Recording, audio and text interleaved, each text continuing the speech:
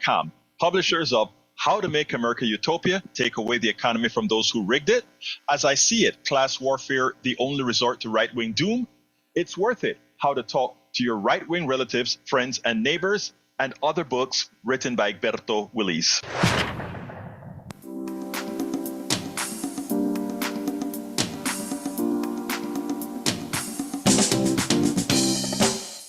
Welcome to Politics Done Right.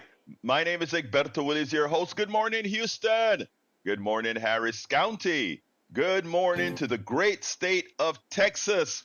Good morning to Northeast Texas, Southeast Texas, Northwest Louisiana, Southwest Louisiana, and to every nook and cranny receiving our signals from our 100,000 watt transmitter into those magical boxes known as radios, aka the Howard Reynolds machines. Anyway, folks, we're going to have a great show for you today. Welcome to our international audience via the internet, that magical electronic means of communication created by whom? We the people. We the people invested in it. We the people's intellect formed it. As a few billionaires take control of it, as we move forward, folks, we are going to learn how to take it all back, remembering that we need an economic system that works for us all and does not inherent to it take away our intellect, our worth, and our own capital. Anyway, folks, let's go to the studio before we get busy. Oh, my intellect disappeared years and years ago. Right, Jack? Yeah, today Howard is Howard Sansui, and I'm Jack Morantz, named after those FM boxes. Magical FM boxes, and believe me, folks, it is truly magic and miraculous, and just an amazing how it actually does work and who figured this stuff out. Especially above 50 decibels. Mm-hmm. Yeah, that's how we like to listen to our music around here. The neighbors get a little disturbed, but we're okay. Good morning, Egberto. I'm a little tired this morning. We were out late last night with Rockin' Stew, or Kirby Tyler, as he likes to call himself, on the classic country station. We were up in Tomball at Main Street Crossing watching Mo Bandy perform. So it was a really good evening. We had a good broadcast, a few operator error problems, but still, that's about natural for me because I'm an operator error in itself. But it went well. Yeah, go ahead. Actually, that's not true. Let me tell you, when you see ABC, CBS, or all these guys go out to do a remote, right? They have a photographer, they have an engineer, they have a whole team. We're talking about Howard and one other person. That you get it done. Sometimes it's magical. Just me. And sometimes it's just me out there doing it. Yeah. Sometimes Stuart's busy and can't do it. So let's remember. Wait. So let's remember that. Let's remember that, folks. What you see those big shops do to have a remote, our guy Howard Reynolds does it all by his lonesome. All right. And I'm sometimes talent too, like I was last night. We finally broke in the classic country station on HD3. A lot of folks were coming, they're saying, we haven't heard of this station yet, but we sure do like what you're playing. We were playing the music out there too. Yeah. Well, and this one guy says, I run a fleet of Cadillacs. I'm a fleet manager for high-end cars. And every one of those things come in with a HD2 radio or HD radio. I just haven't found you yet. He said, I found the one at 93Q. They've got a sideband channel called Country Legends. And they're a good station. They really are, but they don't go as deep as we do. So we play the really good old stuff. So he said, man, I'm going to check you out, and I'm going to email you, and I'm going to let you know what I think. I said, well, that's just great. I appreciate that. That is a guy named Dennis. And Dennis, thank you so much. We met Terry out there. It was fun. Had a good time. And a lot of folks stopped by. Let me ask you something, Howard. Yeah, go ahead. How do people find out about stations that do broadcasts on those side digital channels? Well, if we don't have any, there's a list of them on the internet in Houston. How many stations have the side channels and the HD channels? And HD stands for hybrid digital. It doesn't stand for high definition, so it's not like TV. So there's a list of them that you can find on the internet. A lot of them are streaming too, so you can pick them up there. Ours is not streaming yet, but we're working on that. More tin cans and string. So we're working on that streaming, and we're working on our regular mainstreaming. We've been having some problems with the internet elsewhere, not in the building. I can't control anything that doesn't happen here in the building. So our HD channel 2 and our main station, they haven't been streaming for the past day. It's kind of been in and out because the internet's been very strange wherever the IceCast server is. So folks, if you've experienced that, we're working on it. And Jack, you got a bunch of wisdom for us this morning. Yeah, we're still flying this plane while we're building it. So pretty much that is a quote from Dwayne Bradley. Yeah. I want to give him proper credit. Yes, Dwayne. Dwayne. All right. Yeah. All right, I got basically the topics for Egberto's show today, regurgitated in a different form. We're gonna hijack your show. Here it comes. It looks like PDR has the goods mostly bad on Trump and the media. That gives him a pass. Biden said to reporters that Trump should get a life and the media should tell the truth. A Lincoln Project ad calls out voters about women's reproductive rights, saying a vote for Trump is a vote to hurt the ones you claim to love. Barack Obama stood with Kamala Harris at a rally in Pittsburgh where he skewered Trump's character and policies as he talked of Harris's policies. Trump has character? Well, my saying is Mr. Personality Disorder. He has that? Oh, personality disorder. Yeah, he does have that. It's called toxic narcissist. We know exactly what kind of a personality disorder that is. All right, folks. Egberto, take it away. It is your show. What are you going to talk about today? Well, I'm glad. I love what Jack just did. Those are the three subjects, actually. Those are the three national subjects that we're going to talk about as Jack spoke about it, which is very important. And let me just tell you, all of that with videos, etc., those three subjects plus the one that I'm going to play is at politicsdoneright.com/newsletter, because I know I won't get to all of them, because we're starting with a local story, a very important local story about HISD. I interviewed two activists with HISD trying to talk about talking about the $4.4 billion bond that HISD is trying to put out there. $4.4 billion. That is serious. So without further ado, let me just go ahead and get that interview started, because these are women that are working hard to make sure that our kids are educated, but that they also get what's due them. Here we go.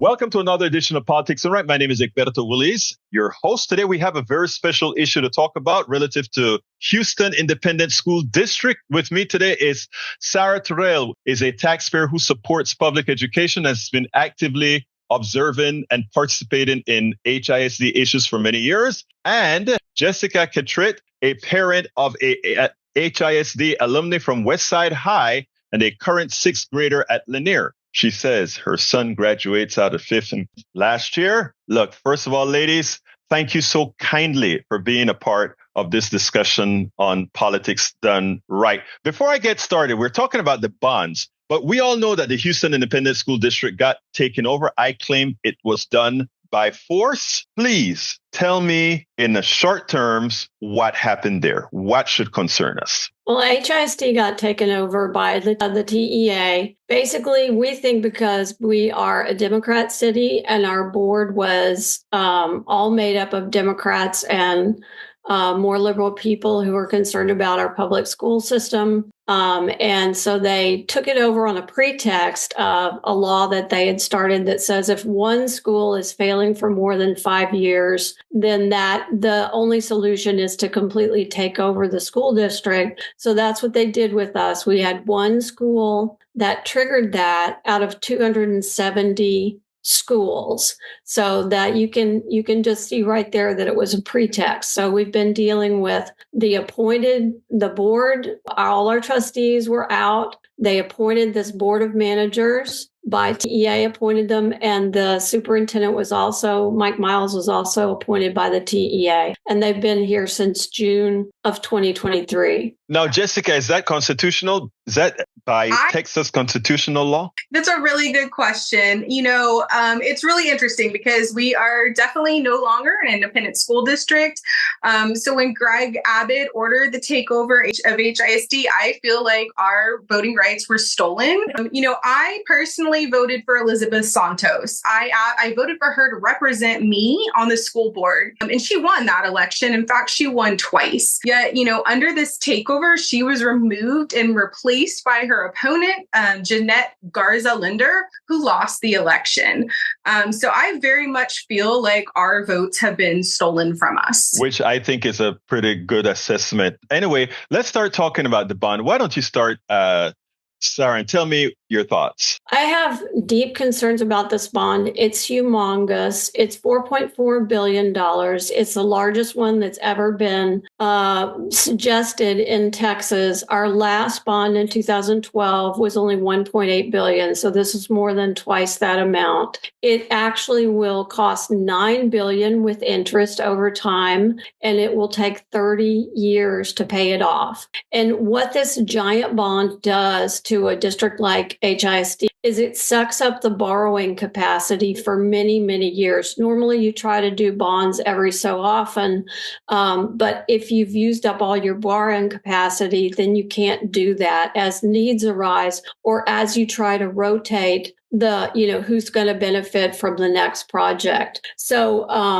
I want to also point out that some of the costs in this thing are just really inflated, and what we're getting for the $4.4 billion just doesn't seem like a lot. It's supposed to be directed at elementary and middle schools. We have 160 elementaries and about 39 middles. So that's 200 schools. We're only getting about 39 of them fully rebuilt or partially rebuilt. So that's a very small percentage of 200 schools that are actually going to get a full rebuild and from this enormous bond. And part of that is because the costs are so high that they've listed for these rebuilds. And part of it is also, what other things that they're spending on in the layout of the costs. So let me just give you a couple of examples. We have these costs that are lined out by school. We have two things that we can maybe benchmark them against. Back in 2023, HISD did a facilities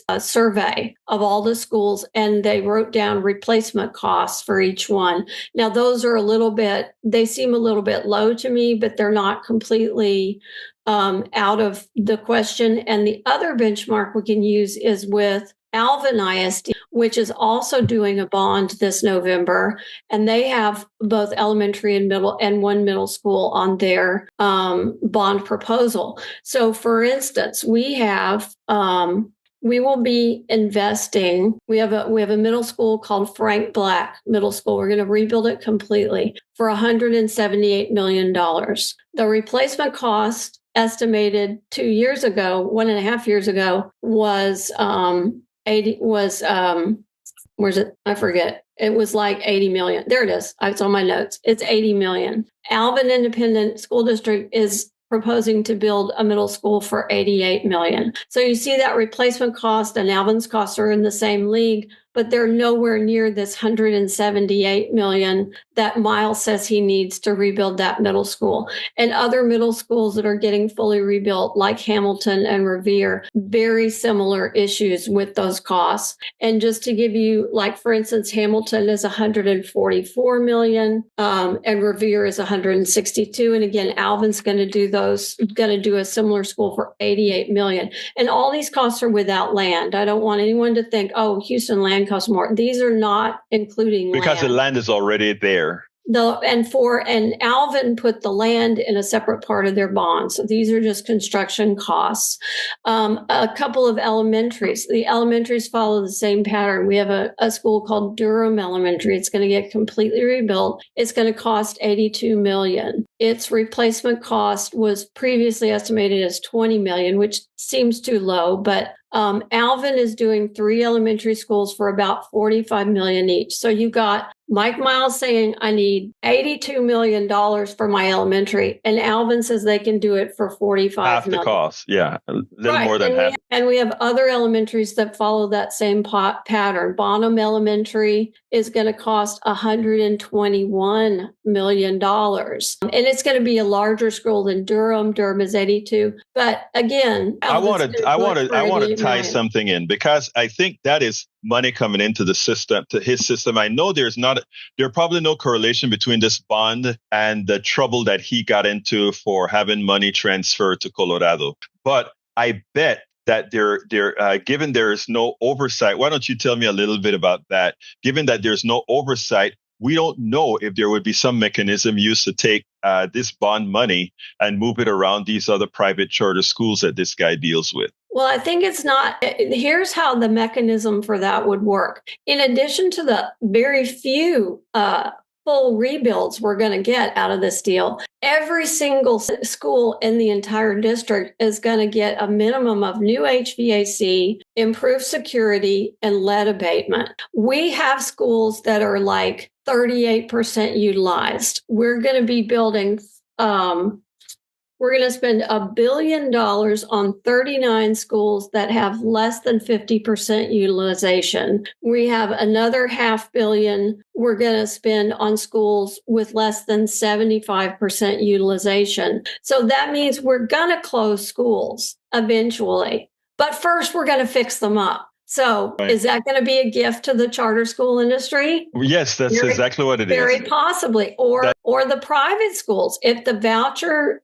bill passes and we get every state that's had a voucher bill pass, they've had just private schools that charge exactly the voucher amount for their tuition springing up all over the place. And these schools, which are now up to code and somewhat revitalized, are going to be perfect for charters and privates to move into. So that's how you're going to move the money out of the public sector and potentially into the private and companies sector. Like his charter school system can manage them. Jessica, give me your thoughts. Yeah, well, this is really a good topic. I am voting no on this bond. I've never voted no on a school bond before. And, all of us who are out here speaking out against it, we're all people who strongly believe in public education and would always vote for one. But there is just no trust in this administration. I mean, you brought up that he's being investigated for taking our public money,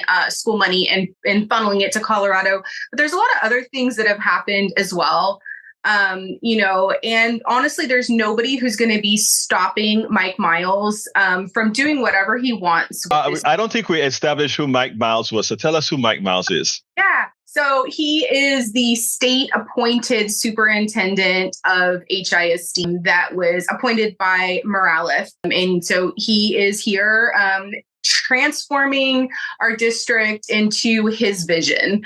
But there's a lot of problems with his vision. It is not research backed. All of our teachers are telling us that the methods that he's instituting have no research backing, and they're in fact harmful to our kids. He has a very checkered history. He was a superintendent in Dallas. They fired him and got rid of him. And now we're here. Then he was this charter school network. A failed charter school, a financially failed charter school system. Yeah. And now he's here, and now we're stuck with him. And, he has been, since this takeover has started, he has been intimidating and stalking our teachers, manipulating families, and our teachers are, they're leaving. They're voting with their feet. We've lost 4,000 of 10,000 of our teachers so far, and they're being replaced with unqualified, uncertified. Yeah. But as far as the trust goes, as a parent, he again and again has shown that, he talks a good game, but the things he's saying are lies, and he's manipulating us. For example, last year, my child's fine arts magnet was announced as being one of the schools slated to be converted into his new education system this year. At the community meeting for that, parents asked for a guarantee that our principal would stay, and that was the deciding factor for many families in choosing to stay. The administrator there told us that she saw no reason to replace an amazing principal, and as long as Dr. Clark wanted to stay, they wanted her leading our school. Well, after school choice, the deadline closed and families could no longer apply to transfer their kids out. They fired her.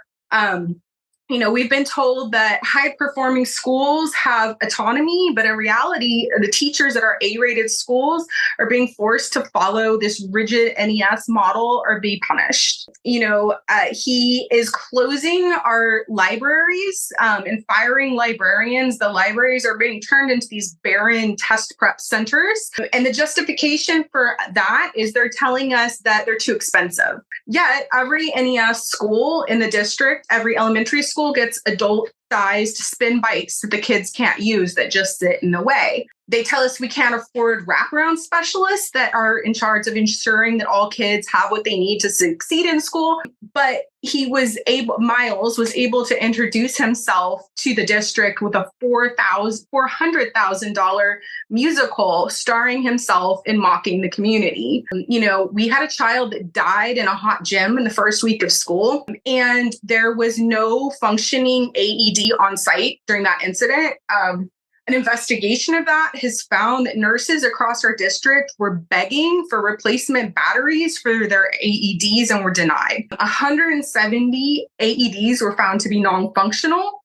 And also the people responsible for maintaining our HVAC systems, they were also cut because of budget reasons. So, I don't trust this administration because they lie to us over and over, and they make terrible judgments. As I see it, what you're saying is you've completely lost trust in this person. So how do you give him trust for a several $billion bond? So let me go back to Sarah here, because Sarah, I think anybody listening to us right now would hear all the grievances that Jessica spoke about and really have to ask the question, why would we support a bond for somebody who this doesn't only come from both of you, but there have been several articles out there documented this person's history to understand that he has no place controlling, first of all, a district of our size, and let alone put the district in the kind of debt that he's going to attempt to put the district in if this bond is passed. I need some closing thoughts from you with whatever else you have to add to the discourse here. I just can't emphasize enough that if we vote for this bond, we won't get another chance to do a smarter, more effective one later, because we will have used our borrowing capacity. And I know some people want to say, well, what about the kids? They're in moldy schools. It's hot. All these things need to be fixed. Absolutely right. But what we're being faced with here is an all or nothing proposition. And I find it quite coercive. And there's no reason why HISD cannot come back to us as early as next May's election dates with a much better, more sensible bond with a smaller footprint. So I view my vote no as number one, a referendum of no on this entire takeover and Mike Miles' performance and his puppet board of managers, as well as a negotiation. So you say you want $4.4 billion. I say no, that's too much. And I also want to say something about the permanence of Mike Miles. What he's trying to do here is leave his physical imprint on us in a forever way. like a toxic forever chemical. So all of these schools, I'm sure, will be built without libraries because, as we all know, he takes the libraries out of his NES schools and turns them into study halls. So our new schools will not have libraries. And then in addition, one of the most expensive things on this whole deal is 3 career technical education centers that are essentially fancy new high schools. And our high schools are already only 84% filled on average. And we rebuilt them all with the 2012 bond money. So it is definitely a boondoggle. And I think that's why the Republican Party of Harris County knows it, and they recommended a no vote. And the Democratic Party of Harris County has recommended a no vote as well. And many organizations are doing the same. So we hope that people will stand up for their rights here in Houston and send that message with that no vote. I want to expand on something before we go, because you all have laid out quite a bit. First of all, I think Jessica has done a great job of laying out that the person who leads this organization, the HISD, Miles, cannot be trusted, number one. Number two, you've laid out that most of these buildings being built would be overpriced, cost a whole lot more than other similar size campuses have been buildings have been done with, which points out that where is that extra money, or why is it costing that much? And third, if this is a person that has been trustworthy, whose word could not have been trusted to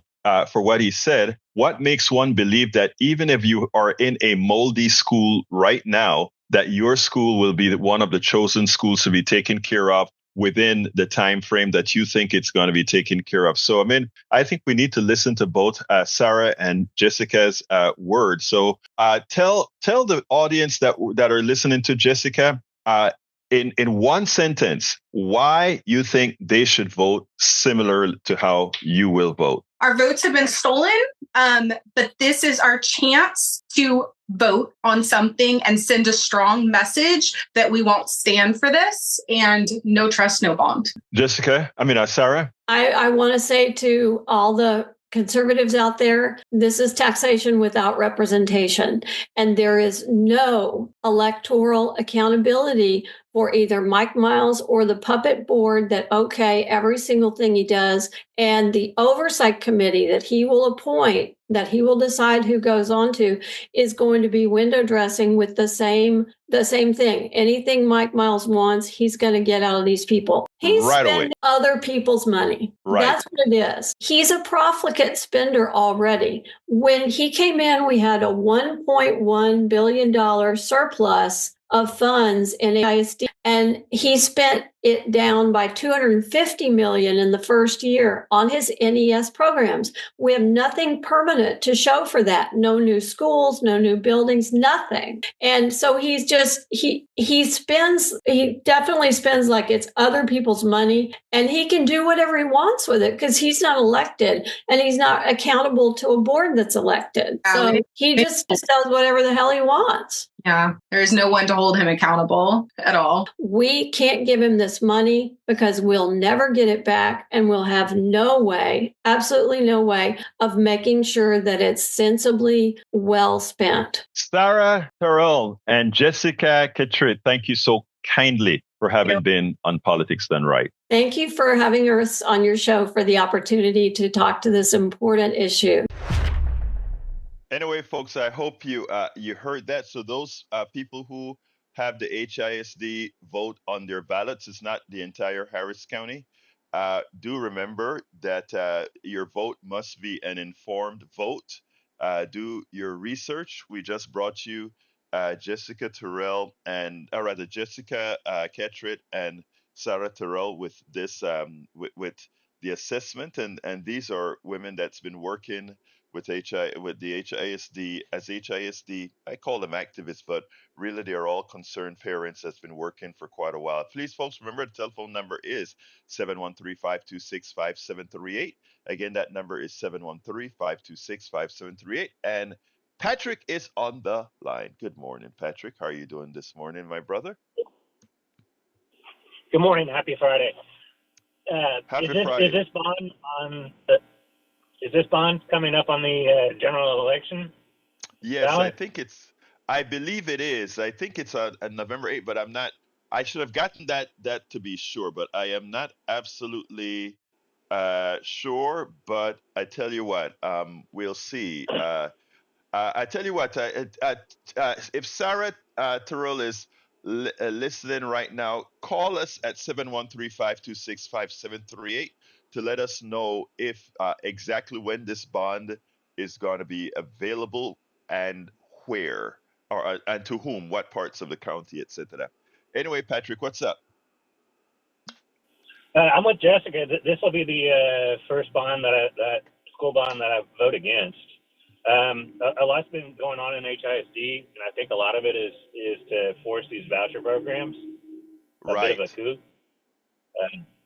Um, Well, let me, Abbott's since behind you mentioned that, what I like, my personal opinion now, taking my host hat off, I will never ever vote to support a person, a candidate, or a policy that supports vouchers or charter schools or private schools paid for with vouchers. And the reason why, every study that has been done thus far has proven that they are no better than public schools in the aggregate. More importantly, math matters.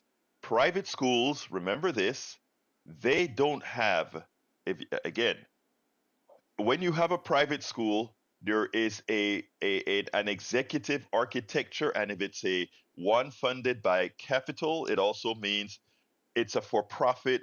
Some of them, not all are, but some are for profit, where some of these monies have to go towards executives, bonuses, etc.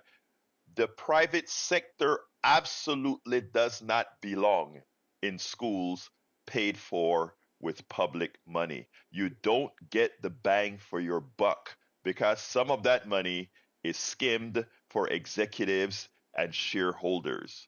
There are no two ways about it.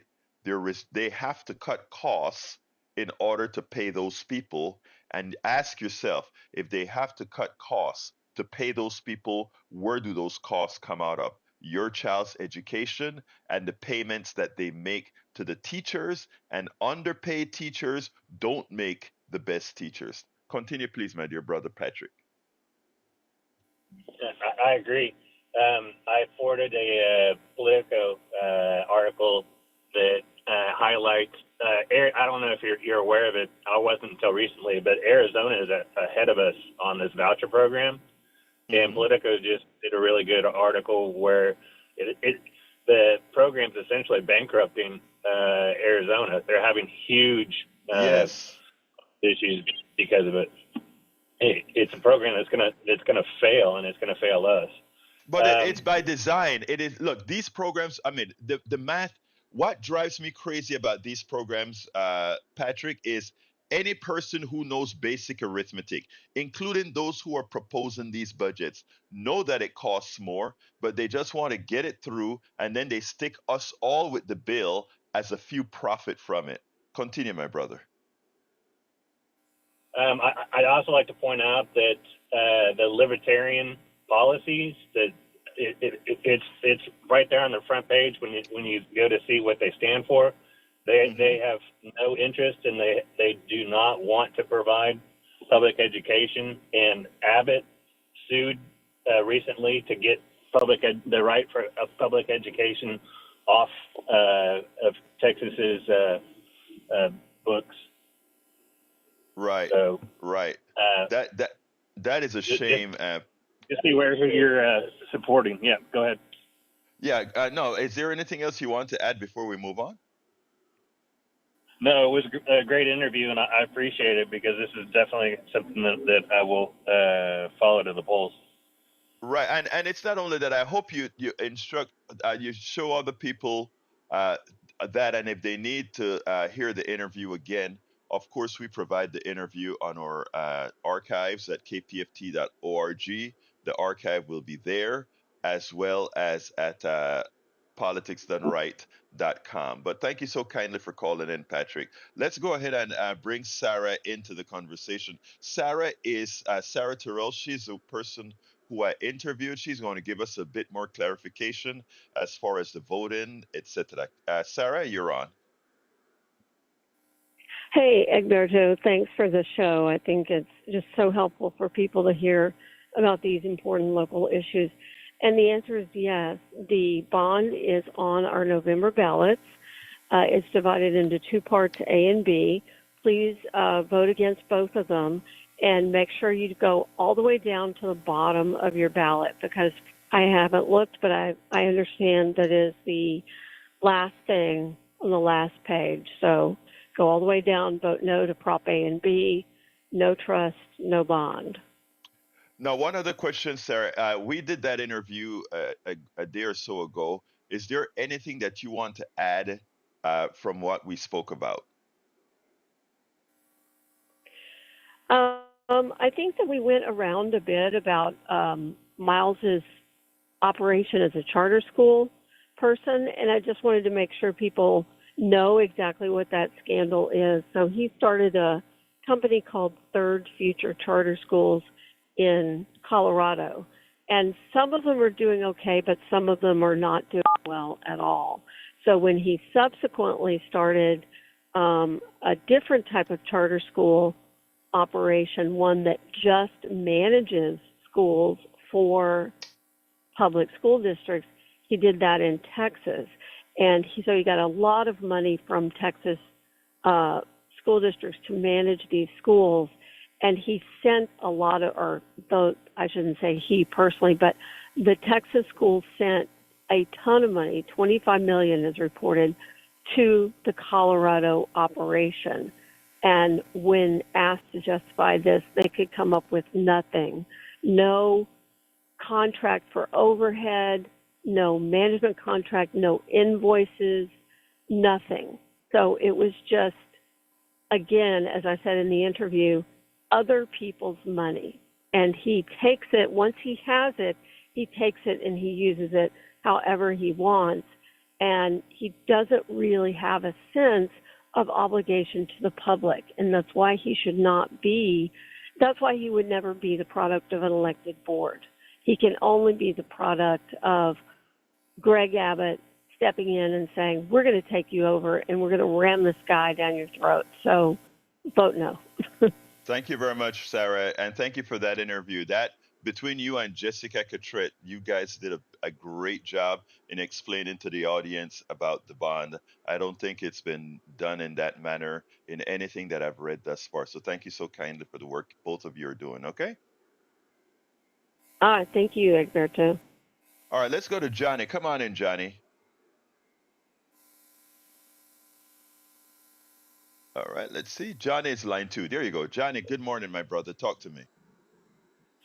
There you go. I heard it. Yeah, so not a shock, huh? Not a shock. I'm hearing and feeling echoes of Naomi Klein's warnings in her book on disaster capitalism. The shock doctrine and disaster capitalism. Oh, yeah. Yeah. So they're hollowing out the public sector using all these scams like the charter school scam and Teach for America scam and the voucher scam, and what Greg Abbott did with the razor blades in the water, he's doing to education with Mike Miles. Mike Miles, like I told Steve Hunter, who used to be the host at 8 o'clock, I told him that this guy's unqualified. He's a creature of this Republican governor, and we will ruin the day when we see this guy allowed to stay and hollow out our education system. That's what they're doing, and they're taking money for themselves in the process, just like when hedge fund guy Mitt Romney, when he hollowed out industries in the United States, sold equipment, and then moved those businesses overseas to Mexico and then to Malaysia. And then he had the audacity to steal people's retirement funds, but he's not in prison. And that's what's happening here. The only solution that we have, besides voting no on these Part A and Part B bond, is to push vociferously for a nationwide progressive income tax code like we had back in the early 1950s under Republican President Eisenhower, but with no loopholes for the ultra wealthy. That's the financial base we need. It has to be done nationally, nationwide, because locally they don't have the power to raise the kind of money we need. Otherwise, they're going to scam it like they're trying to do right now. Johnny, now you've just mentioned scam. I want to show you something because it was right there in the wordiology we had from Sarah. She said similar schools in Alvin, $88 million. The similar size school, etc. in the from Miles in Houston, $176 million, almost double, if not double, the price. Where is that extra money going? Overpriced to pay off whom? I mean, and it's a constancy of these types of operations that get done. Hey, guy, my phones are filling up. I need to go. Hey, close me out real quickly, Johnny. One quick thing. You just said something that points out another pattern amongst Republicans. Remember when Donald Trump was in office, he ordered law enforcement to that airport tarmac to steal equipment paid for by California taxpayer money for California. Yes, I remember. That's what Mike Miles is doing. He's doing the same thing. Exactly. Thank you, brother. Gotta go. Thank you, brother. Let's go to Jessica. Come on in, Jessica. Yeah, hi. Can you hear me? Yes, I can, Jessica. Thank you for that great interview. Yeah, thank you so much for helping get our voices out. I wanted to clarify that this is absolutely going to be on the ballot in November. It's going to be listed as HISD Proposition A and B, and it's going to be important to look for that HISD because I believe there's also going to be a Harris County Proposition A and B. So HISD Proposition A and B on the ballot this November. Thank you very much for that information, Jessica. Yes, absolutely. Anything else you want to add? Yeah, actually, one thing that I thought about after our interview that we didn't mention, just on how unfair this whole thing is. You know, we talked about this was all triggered by a law that said if a school was failing for 5 years in a row, one school, you could take over the whole district. But I just wanted to mention that by the time we were actually taken over, Wheatley High School had improved and it was a passing school, and we were a B-rated district overall. I just want to emphasize how we are so much just being targeted. This is a politically motivated, targeted attack on us. Thank you very much for that. Thank you very much for that, Jessica. I mean, it seems incessant. Thank you. You have a wonderful rest of your day. Let's go to Brother David. Come on in, David. Morning, Egberto. Yeah, you know, this whole issue with Flabbit and his damn MAGA goons hijacking, just kind of what Trump did with DeJoy in the post office. So they're gonna sabotage the HISD because they hate public so much. They got to find a way to privatize it to not only make profit, so they can turn it into Christian supremacy. That's what they want to do. And I called for a different reason. I want to bring something. But David, I'm going to give you a chance to say your other reason, but I want to speak up for our postal brothers and sisters. Let me tell you, the Postal Service is one of the most efficiently run organizations, bar none, better than FedEx and all these other guys. And let me tell you how powerful that is. Yeah, let me add to this. I'm coming right back to you. Let me add the most efficient system. One other thing that they don't tell you about the post office is, whereas FedEx and UPS don't have to add billions of dollars to their retirement plans, Congress forced the U.S. Post Office to throw money into retirement funds to drain their funds and make it seem like they were running over budget. But secondly, let me tell you about FedEx, UPS, and DHL and all these other carriers. They don't go to all over the country as United States Postal Service does. And guess what? When they need their last mile or last few mile deliveries, guess who delivers the last mile for UPS, FedEx, and these other? It is the United States Postal Service, because they have an efficient network that is able to reach every single portion of the United States for under $1 for a first-class piece of mail. You cannot do that with FedEx UPS, or any other ones because they have to pay profits, they have to pay their executives, they have to pay their shareholders, everything else.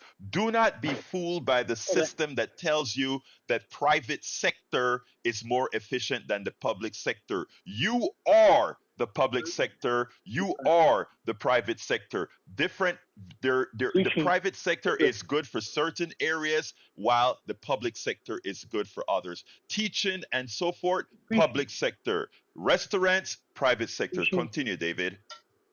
You're preaching to the choir, Egberto. When I say this, it's for the audience. I know you know all of this, David. I know you know all of this. Continue, please. Now, what I really wanted to bring up was an issue that has been bothering me for quite some time because I've listened to this person. Let me tell you something about Mr. Bryan. He's been calling these talk shows now for close to 25 years. Glenn Urbach had a show on back around the time of just at Bill Clinton's administration to part of the Bush administration, and he had to drop out of his show. Bryan used to call him with the same kind of polemic that he calls you about. And then when Glenn Urbach's show retired, Jeff Berg came on with his show, Partisan Gridlock. And he and Bryan used to call him in the same way that he's calling you. So the thing I'm saying about Bryan is this. He has made an effort to put his views out in a public forum. It's just like the saying goes with police when they're in a public, when they're public servants, they have no expectation of privacy. And Mr. Bryan, in this case, you have no expectation to be able to put your views out in a public forum like this radio station and not allow us to be able to challenge what we know is wrong, like what you did on You Talk yesterday when you're calling human-induced climate change a myth.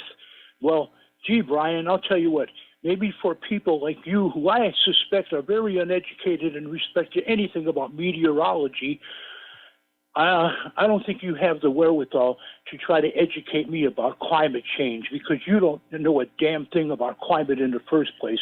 And I don't think I have to hedge my bets considering that I would lose the bet if I challenge you on what climate and difference between climate and weather is. So that's what I wanted to say. You're absolutely right. Climate change is a statement of fact, not a fig, and it's scientifically proven. So thank you very much for that, David. I got to get to Harry, okay? And Bryan is on the line waiting, so he'll get a chance to respond to whatever he wants to respond to as well, but we have some callers ahead. Bryan has a right to come on our show, our station, and say as he pleases. And you have that right, David, and you have that right to actually give an intelligent response, which you always do. Thank you, David. You have a wonderful rest of your day. Let's go to Brother Harry. Come on, Harry. Feliz Viernes. That's the word I forgot. Anyway. Yeah. Good morning, Harry. Talk to me. Anyway, let me get to my point. I want to thank the mayor of politics done right. He's absolutely right. He did say those things to Steve Hunter, that Mike Miles is a creature. And like I've said to you on this show many times before, you got to vote out Greg Abbott in 2 years. And that progressive tax code that the mayor of politics done right keeps preaching, you're going to have to vote in more progressives here, and not only in this state, but also nationwide, so that we can go back to our 1950s when Eisenhower was in office and you had a 91% progressive tax code. People, you got to do that because they want, Mike Miles, that creature, just wants to destroy the public school system. He, and like you said, Egberto, that money, and as Sarah and Jessica were talking about, that money goes to the shareholders and the executives. It doesn't invest in the kids because a lot of these kids are black and brown, and some of them are white people that can't go to a charter school or a public school because they can't afford it. And so they just want to, so those kids won't get educated. And then guess what?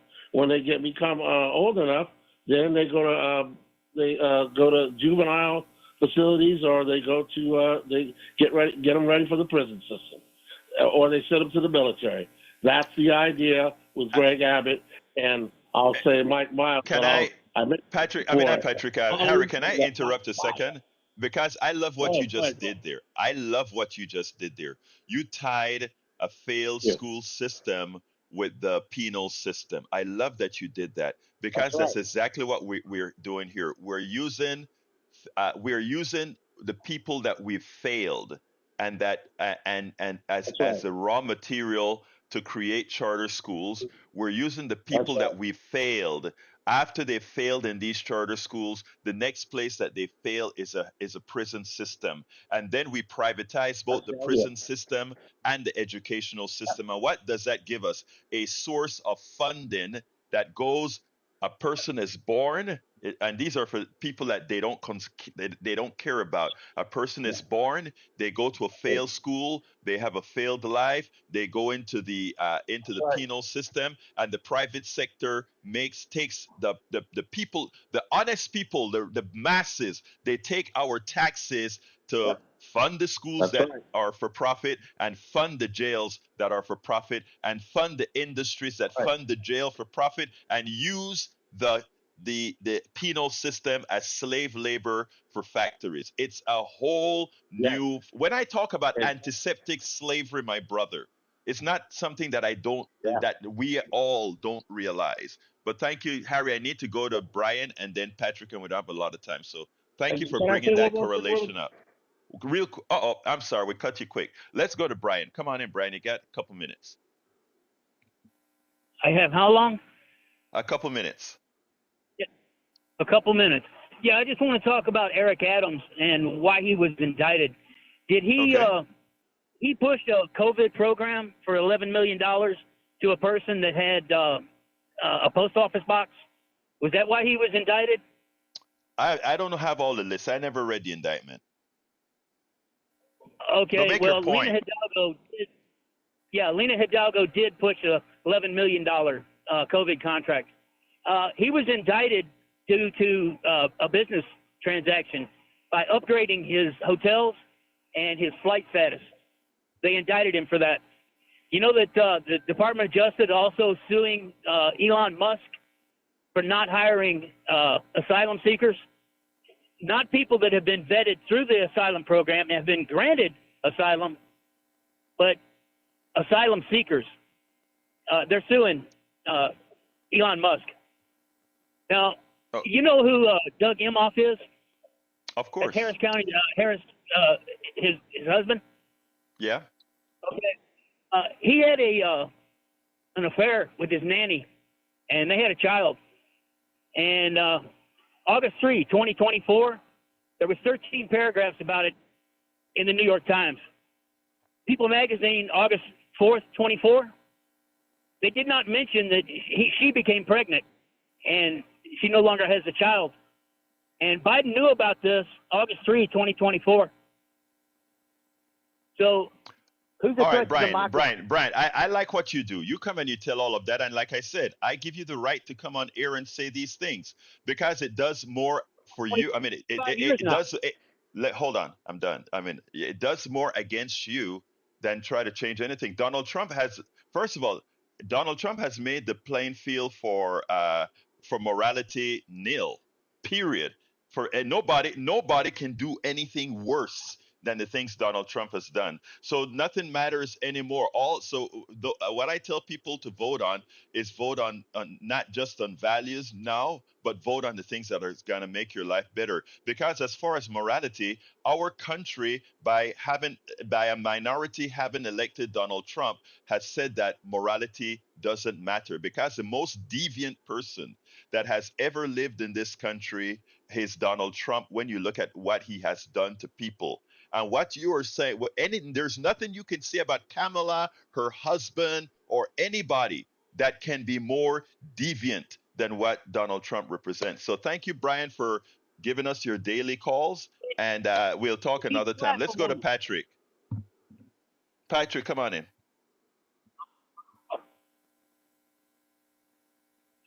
You're on, Patrick. Right. Okay. Thanks for having me on again. Brian is correct, but as usual, Brian doesn't have all the information or he's withholding. He was indicted for hotel upgrades, flight upgrades, what's important to understand is those flight upgrades were on a Turkish-owned airline, and they were funded by the Turkish government, and they were bribes. Now, we can ask, okay, how is Adams any different than Clarence Thomas? He's, in my mind, he's not. Now I can. But wait, Patrick, I got to go to Derek, and I only have a minute. So let me just say the difference between Clarence and Adams is Adams can be indicted, Clarence cannot. Thank you very much, Patrick. I got to run to Derek, and we'll talk tomorrow, my brother, or today at 3 o'clock on my 3 o'clock show. I know you'll be there, so we'll talk then. Let's go to Derek. Quickly, I'm sure I'm speaking for everybody this morning. Mr. Bryan, what the hell does this have to do with and her family issues? That's all I call to say, bro. Bye. Thank you, Derek. I mean, love all you guys, and I love me some Brian too. Brian, know I love him. You know, if I were to see Brian somewhere, I'll get Brian a cup of coffee and sit down and have a long chat with him. In fact, that is probably what Brian needs, to sit down face to face with me, mano a mano, to have a solid cup of coffee, and then we'll have some fun. But look, we're at 55 right now, and I want to finish the program off with our two geniuses in the studio. So I'm going to pass it right on to Howard Reynolds, somebody that I have the utmost respect for making sure this station can stay on air. Brother Howard. Well, I don't know about the genius part, but I don't have anything to add this could morning. You stop correcting me when I call you a genius, brother? Okay, I think I'll do that. Sounds Thank good. you. What you got, man? Well, looks like old Mike Miles is a snake in the grass. Oh, goodness. Those nasty snakes. Vote him out. Oh, wait, we can't vote him out. He was appointed. Well, vote out. I'm glad you noticed that. I'm glad you noticed that, brother. Vote out the rest of them. Vote out the person who appointed him. That would work. Back to you, Egberto. Take it home. Oh, all right. Look, folks, first of all, I want to thank all the callers. I want to thank all the listeners. Don't forget to go visit the archive for the story from Sarah Terrell and Jessica Catrett. I just bastardized two names. Forgive me, but check out the their interviews and pass it along to your friends. You can also get it at politicsdoneright.com as soon as I process it as well with the video of these two women talking about this issue. It's very, very important. It's a local issue, but you know what? This has reverberations all over the country because this is a right-wing plan, not only in Texas but throughout the country, Colorado, Alabama, everywhere else. So anyway, folks, love you all, listeners, callers. I can't say that, but all the rest of the show with a lot of videos that we couldn't play today is at politicsdoneright.com/newsletter, politicsdoneright.com/newsletter. My name is Egberto Willies. This is Politics Done Right, and you guys know how I end this baby. I am what? Out! You're listening to the American Democracy